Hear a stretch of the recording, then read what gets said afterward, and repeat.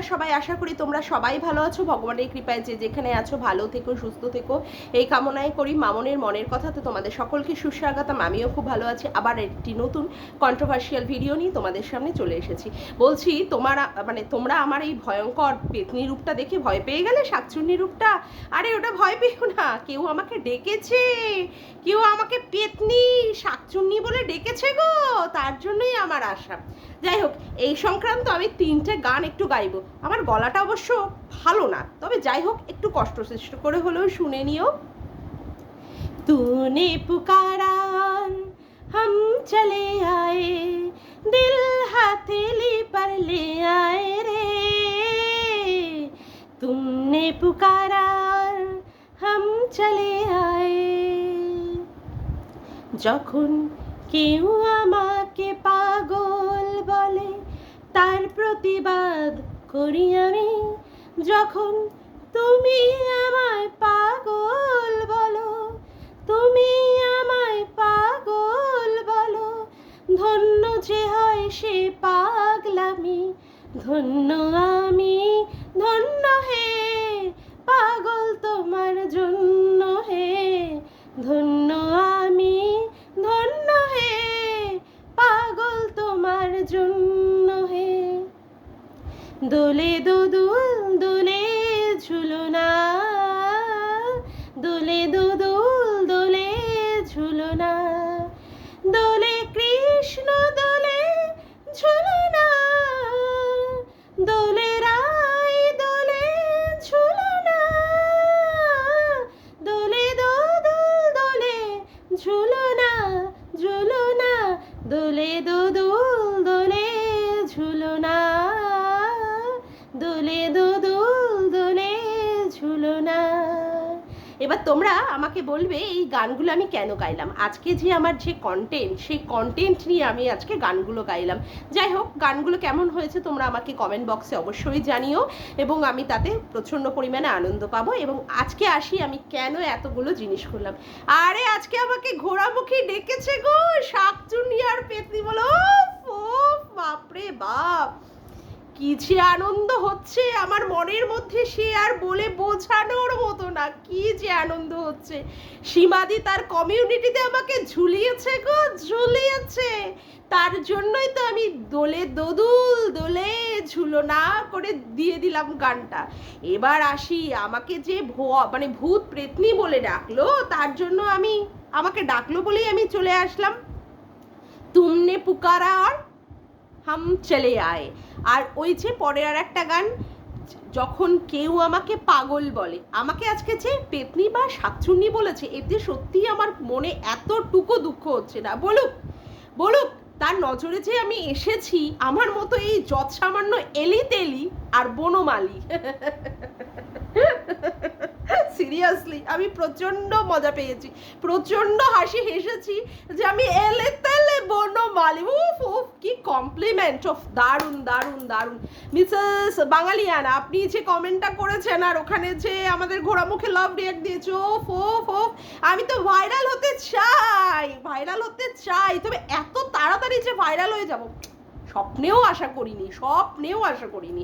আমি প্রচণ্ড পরিমাণে আনন্দ পাচ্ছি আজকে, প্রচণ্ড পরিমাণে আমি নিজের সাথে নিজে গ্রিট করছি। যাই হোক, তবে দম আছে, এই 2-3 মাসের মধ্যে আমি ঘোড়ামুখী তোর নজরে এসেছি। ও ক্যা বাত ক্যা বাত ক্যা বাত, তালিয়া তালিয়া তালিয়া, নিজের জন্যই নিজে তালি দিয়ে দিলাম, কি অদ্ভুত। যাই হোক, সেটা কোনো বড় ব্যাপার না। এবার আসি মেন কথায়।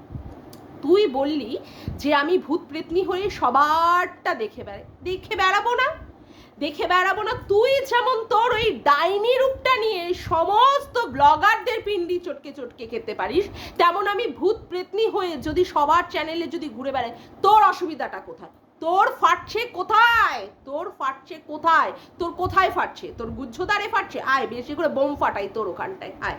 বলছি কি, তুই কি যেন বলছিলিস আমাকে, যে তুই ভিডিও দেখিস না, তোকে কেউ যেন আমার ভিডিওটা তোকে পাঠিয়েছে। ও মাই গড, ও মাই গড, ও মাই গড, গড, আমি আর নিতে পারছি না, নিতে পারছি না। আবার ওই বিচ্ছিরি হাসিটা হাসতে হচ্ছে।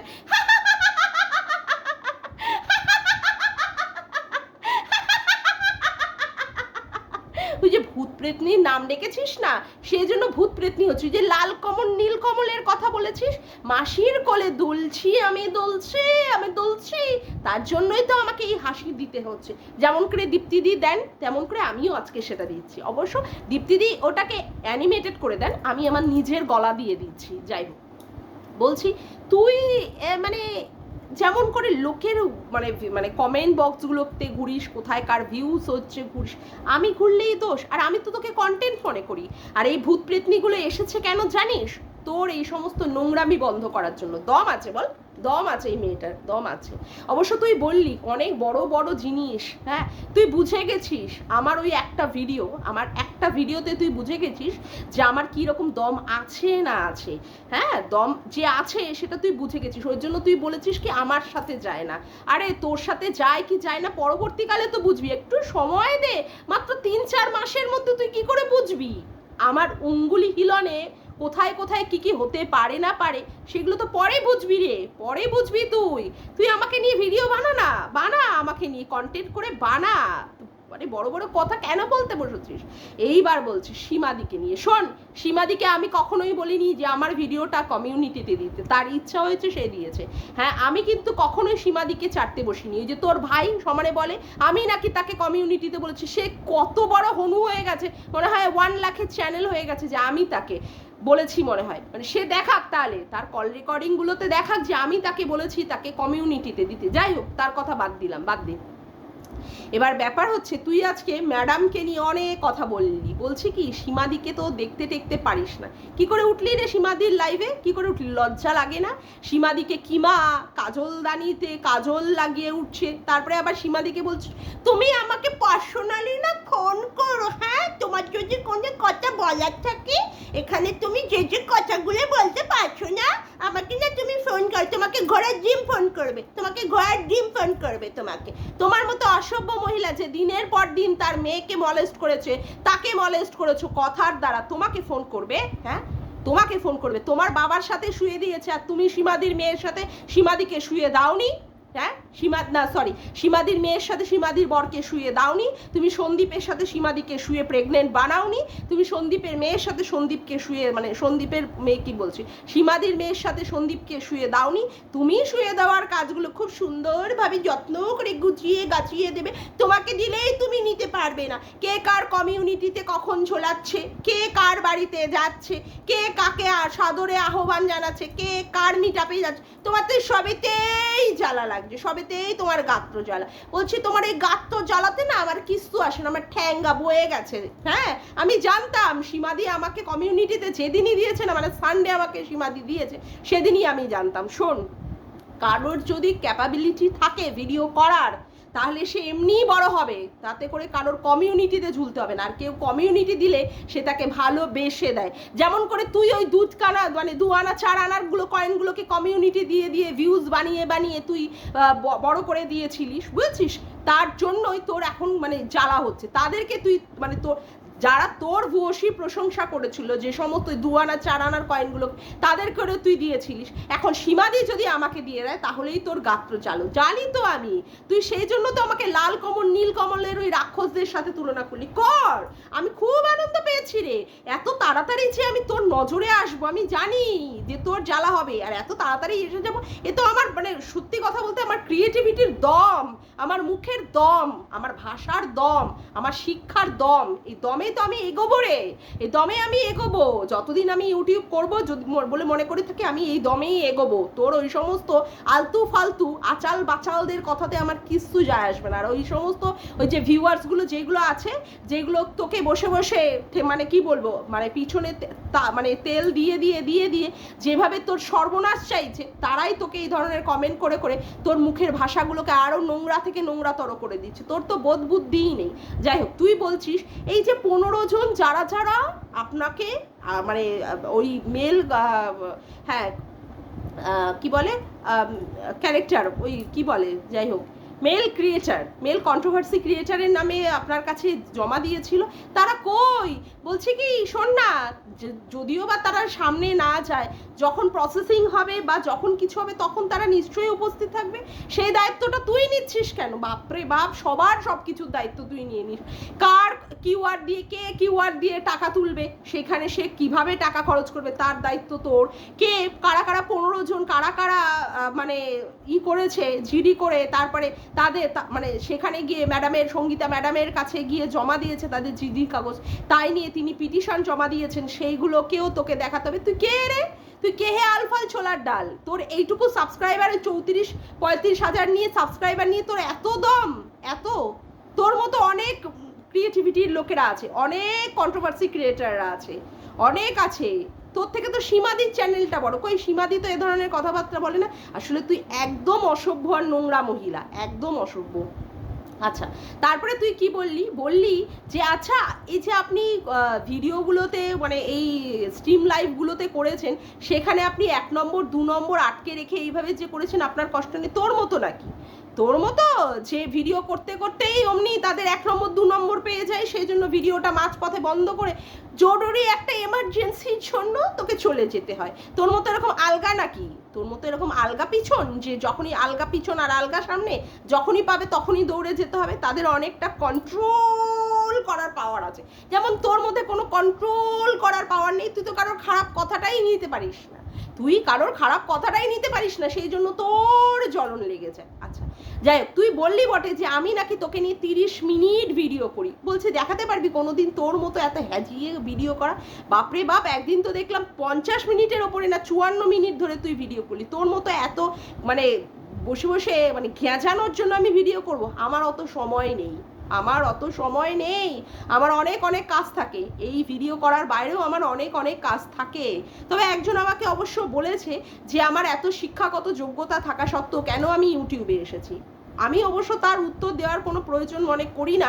যাই হোক, তাও আমি বলছি, আমার এইখানে ভিডিও করতে আমার ভালো লেগেছিল, আর এই ভিডিও যাতে করে আমি করি সেজন্য দীপ্তিদিও আমাকে বলেছেন তুমি ভিডিওটা করো, তাতে করে ভিডিওটা করো, দেখবে তোমার ভালোও লাগবে, আর তোমার মুখে যখন কথার যখন দম আছে, তুমি যখন বলতে পারো, তখন তুমি ভিডিওটা করবে কেন? তার জন্য এই ভিডিও করে আমার আর্নিং করতে হবে এ ধরনের এখনো পর্যন্ত সেই ভাবনায় ভাবিনি। যদি আসে টাকা পয়সা, যদি আসে তো ভালো কথা, আমি যদি সেখানে ক্রিয়েটিভিটি দেখাতে পারি তাহলে সেটা আমার আরও ভালো একটা পজিটিভ পয়েন্ট। কিন্তু এর বাইরেও আমার জগৎ আছে, এর বাইরেও আমার অনেক জগৎ আছে, এটা নিয়েই আমি শুধুমাত্র পড়ে থাকি না। আচ্ছা, এবার তুই আসলি সীমাদিকে নিয়ে, সীমাদিকে বলছিস যে তোকে মানে আজকে বলেছে মাসির মেয়ে, তোকে যেন মাসির মেয়ে না বলে, বলছিস সেই যোগ্যতা তোর আছে? সেই যোগ্যতা তোর আছে? তুই কোন মুখ নিয়ে তুই গেলি সীমাদির লাইভে? তুই আগে সেই কথাটা বল। আসলে তুই ওখানকার পরিবেশ বুঝতে গেছিলিস, যে তোর ওখানটায় কি কি কেস পড়তে পারে না পড়তে পারে সেইটা তুই ধারণা করতে গেছিলিস।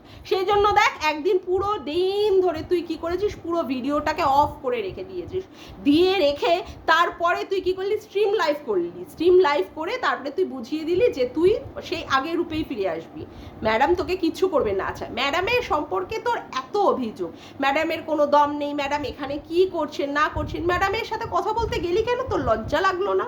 আসলে তোর লজ্জা ঘেন্না মাথা তো সব খেয়ে বসে আছিস, সব লজ্জা ঘেন্নার মাথা খেয়ে তুই বসে আছিস রে নোংরা অসভ্য মহিলা।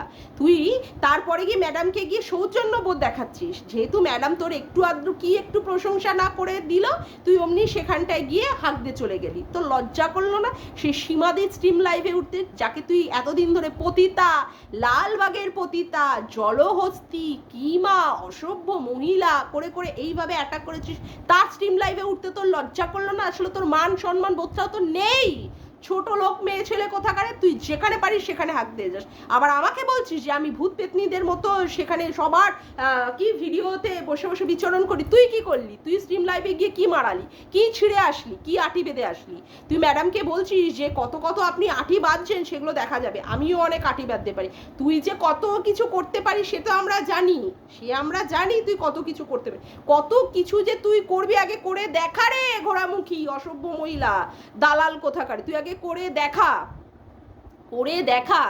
আজকে সীমাদিকে তুই অ্যাটাক করছিস, দেখ সীমাদি এখনো পর্যন্ত সন্দীপের পাশে স্টিক হয়ে দাঁড়িয়ে আছে, তুই কিন্তু মন্দিরার পাশে দাঁড়িয়ে থাকতে পারলি না। দেখ তাহলে তোর গ্রহণযোগ্যতাটা কোথায়, তোর গ্রহণযোগ্যতাটা কোথায় যে তুই যার প্যান্টির ভিতরে মুখ গুজে বসেছিলিস, যাকে তুই প্রোটেক্ট করতে গেছিলিস, সে জোড়া পায়ে তোর মুখে লাথি মেরে দিয়েছে, একদম সাপাটে লাথি মেরে দিয়েছে। সেই লাথিটা তুই না খেতে পেয়ে তুই পরে খেয়ে তুই একদম উল্টে পড়ে পদ উল্টে মরে পড়ে তারপরে আবার তার এগেনস্টেই ভিডিও বানাতে বসে গেছিস, তার এগেনস্টে। দেখ তোর গ্রহণযোগ্যতাটা কোথায়, তোর গ্রহণযোগ্যতাটা কোথায়? তুই যাকে নিয়ে, এই যে তুই গামলাকে নিয়ে ভিডিও বানাস, সেই গামলাও পর্যন্ত তোর এগেনস্টে বলেছে তুই নাকি এখানকার কথা ওখানে নাকি কথা চালাচালি করিস, তুই নাকি লোকের মাথায় কাঁঠাল ভেঙে খাস। হা কপাল, যাকে নিয়ে তুই পজিটিভ বানাচ্ছিস, যার কে নিয়ে তুই ভাইরাল করার চেষ্টা করছিস, যার পরকীয়াটাকে তুই আটকে রাখা, মানে পরকীয়াটাকে যাতে না প্রকাশ পায় লোকেদের সামনে, যাদের হয়ে তুই ঝান্ডার পর ঝান্ডা ওড়াচ্ছিস, তারাই তোকে দাঁড়াম দাঁড়াম দাঁড়াম দাঁড়াম করে লাথি মেরে দিয়েছিস। কি লজ্জা,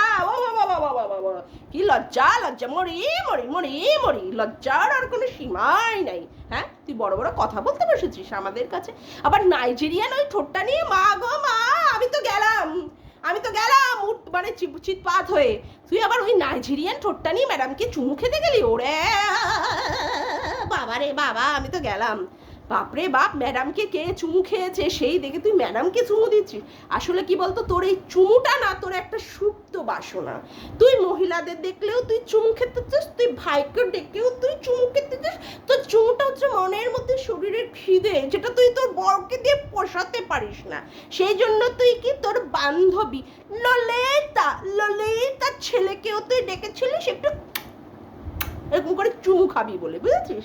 সেই জন্যই দেখ আজকে সেই ললিতা আজকে সীমাদির সাথে একসাথে ভিডিওতে, একটু পরেই তুই দেখতে পারবি, তুই দেখে নিয়েছিস অবশ্যই, তুই দেখে নিয়েছিস যে শর্ট ভিডিওতে মানে সীমাদি দিয়ে দিয়েছে। দেখ সীমাদির গ্রহণযোগ্যতাটা আর তোর গ্রহণযোগ্যতা, তুই যাকেই আপন ভাবি সেই তোকে দাঁড়াম দাঁড়াম চড়াম চড়াম করে তোর পুঙ্গা বাজিয়ে যায়, বুঝেছিস? তোর পিছনটা বাজিয়ে ফাটিয়ে দিয়ে যায়, তারপরেও তুই ওর ঘোড়া মুখ নিয়ে